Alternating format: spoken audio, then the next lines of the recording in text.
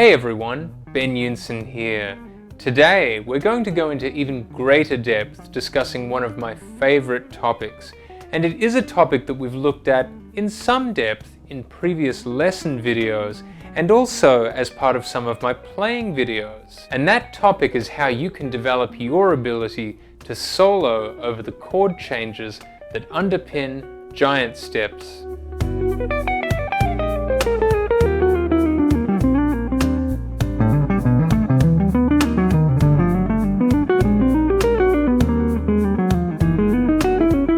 So today, rather than playing through these at times treacherous chord changes at a blazing fast tempo, which you might have heard me attempt to do in previous videos, we are instead going to slow things all the way down and really take a deeper look at the types of materials that can really help to develop your playing over these chord changes. And as we begin to apply these materials to the chord changes, you'll develop a greater understanding of the inherent logic behind the changes themselves, and you'll see that perhaps this piece of music is not so treacherous after all. The materials that we'll be focusing on more specifically today will be triad and seventh chord arpeggios, and if you'd really like to develop your understanding of these arpeggios, make sure to check out my masterclasses at bensguitarclub.com, including how to solo with triads,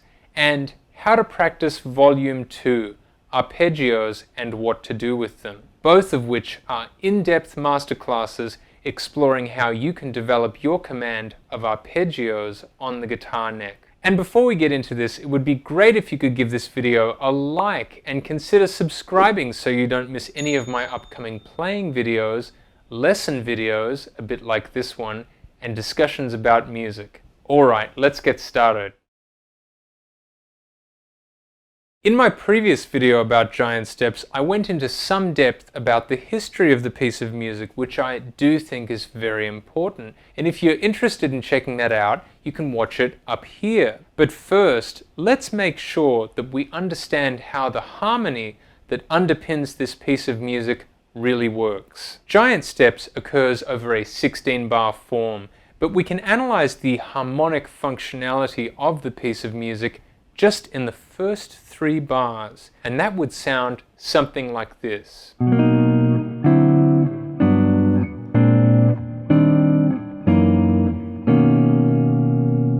This chord progression is based on a series of tonal centers occurring in a pattern of descending major third intervals. For example, we'd start with B major, go down to G major, and then go down to E flat major. This type of major third movement is sometimes referred to as a chromatic mediant relationship, which typically refers to 2 chords whose root notes are related by a major third or a minor third interval. Our 3 tonal centers, B major, G major, and E flat major, are divided up by 5/1 cadences, and you can hear that in the brief cycle that we played a moment ago. For example, we start off with B major, and then we have a 5/1 cadence that leads to G major, followed by a 5/1 cadence that leads to E flat major, and then, just to complete our cycle, for the purpose of this example, we'll take a 5/1 cadence back to B major. And that's how we get through all 3 tonal centers. You'll also notice that the bass notes of our 3 tonal centers present us with an augmented triad, B, G, and E flat. To gain a better sense of how the chord progression of this piece of music sounds, I'm going to play 3 choruses of the full 16-bar form. In the first chorus, I'm going to play some basic chord voicings so you can really get a sense of how the chord progression sounds. In the 2 choruses that follow this initial chorus, I'm going to play some improvised lines so you can get a better sense of how I would improvise over these chord changes at a slower tempo. Let's check it out.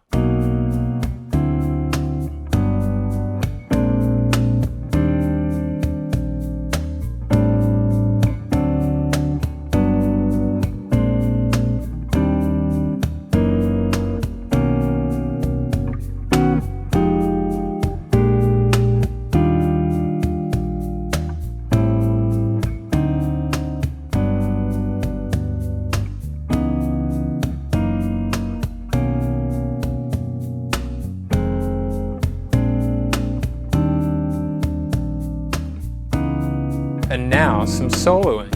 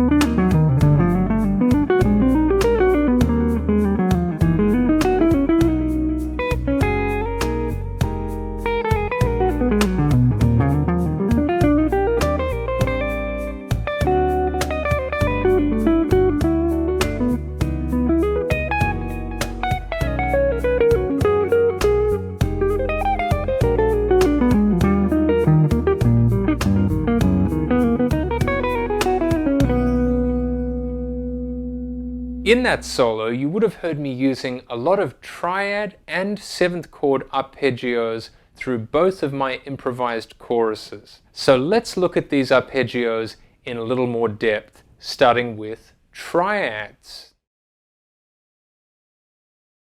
Our first exercise focuses on voice leading basic triads through our 4-bar cycle that we heard earlier. Now, of course, in this 4-bar cycle, we'll still make it through all 3 of our tonal centers. Let's check it out.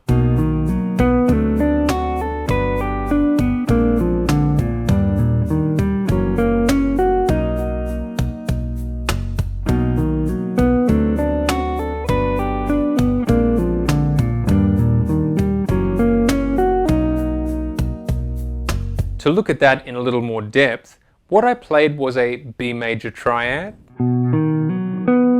followed by a D major triad.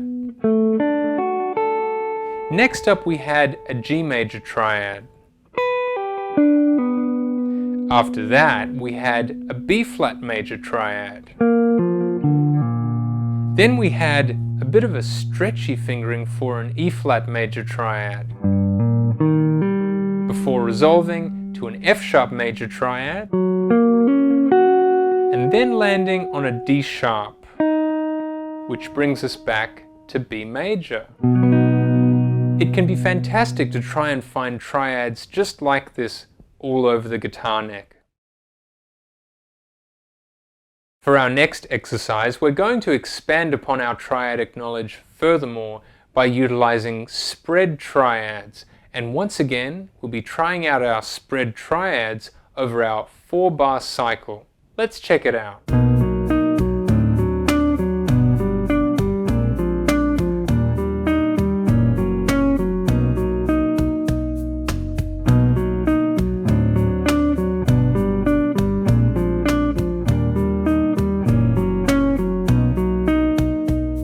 To take a closer look at the triads that I was utilizing, we can see a B major triad, a D major triad, a G major triad, a B flat major triad, an E flat major triad, followed by an F sharp major triad, bringing us back home to B major. Aside from playing these triads in a single note fashion, as you just heard, these types of spread triads can be a fantastic gateway to exploring creative chord voicings. Everything I just played there could also be played chordally, just like this.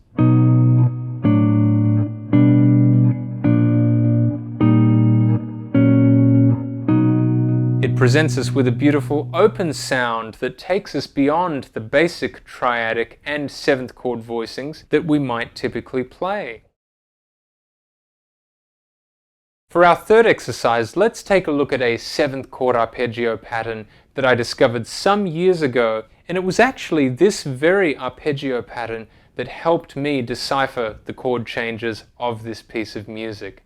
Let's check it out.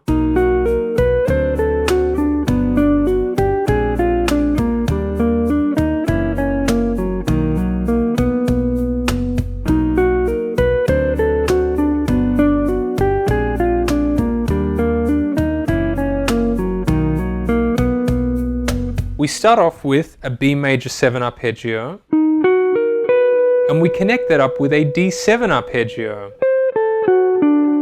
Next up we have a G major 7 arpeggio, and we connect that up with a B flat 7 arpeggio. Next up we have an E flat major 7 arpeggio, and of course we connect that up with an F sharp 7 arpeggio.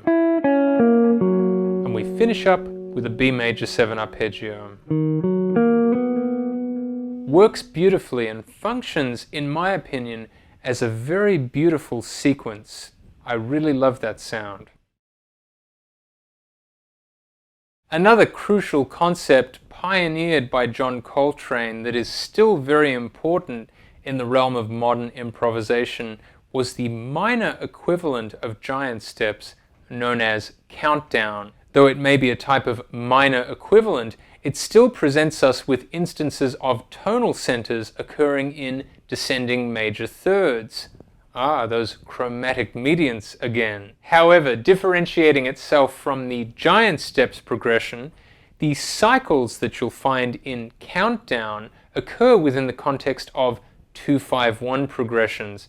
Now, this piece of music, Countdown, was originally based on another piece of music called Tune-Up. And Tune-Up consisted of a series of 2-5-1 progressions in the keys of D major, C major, and B flat major. Now, these are not our three tonal centers.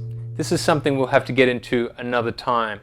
But let's begin with a 2-5-1 in D major. What makes Countdown unique is that Coltrane took a 2-5-1 just like that with the chords E minor, A7, and D major, and managed to fit in a three-tonal center cycle within that 2-5-1. So it would end up sounding a little bit more like this.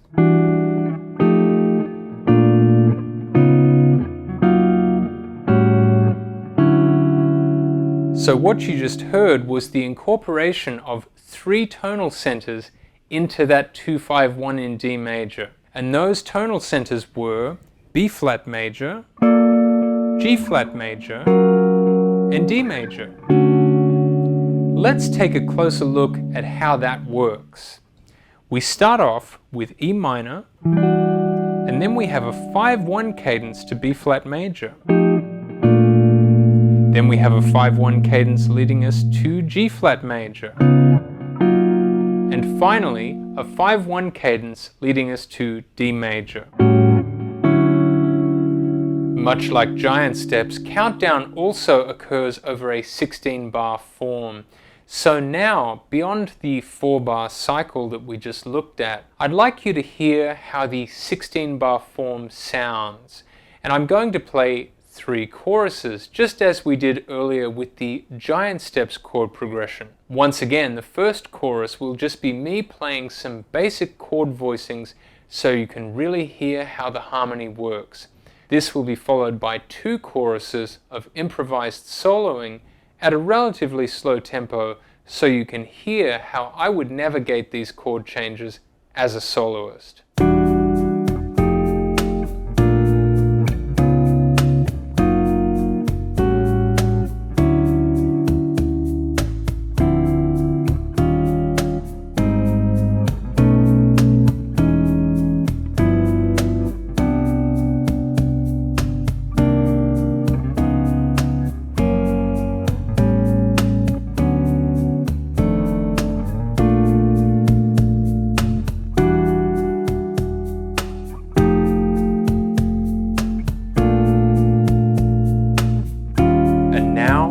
Soloing.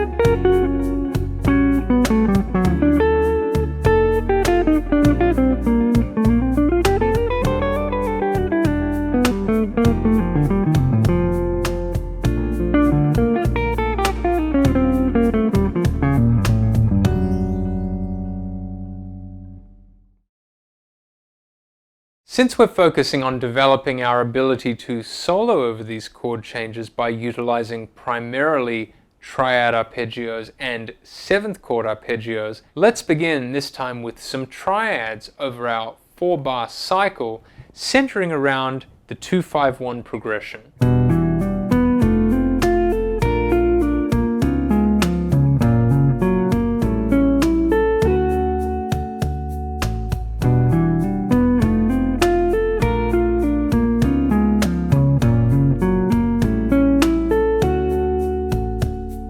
Let's take a closer look at what was happening there. We begin with an E minor triad, followed by an F major triad. Next up, a B flat major triad. After that, a D flat major triad.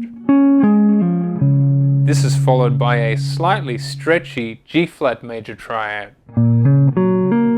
And then an A major triad, leading us back to D major. Beautiful sound. It's really important to have a strong command of triad arpeggios all over the guitar neck, and feel free to experiment with these types of triads over this progression all over the neck. Once again, in our next exercise, we're going to expand our triadic vocabulary by employing spread triads over these changes. Let's check it out.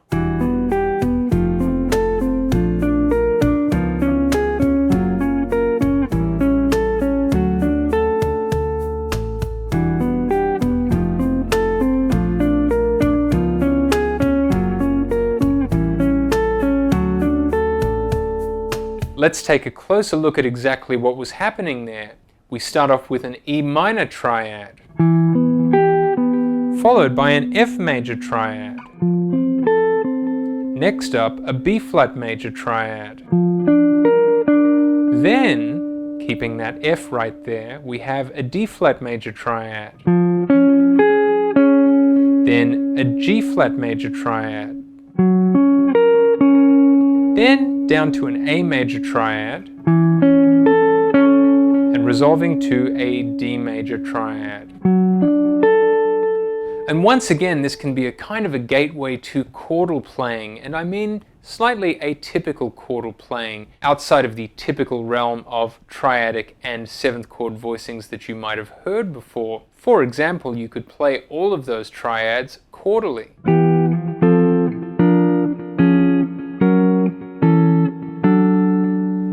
Beautiful sound. For our final exercise today, we're going to look at some seventh chord arpeggios and how to play them through our 4-bar cycle. It would sound a bit like this.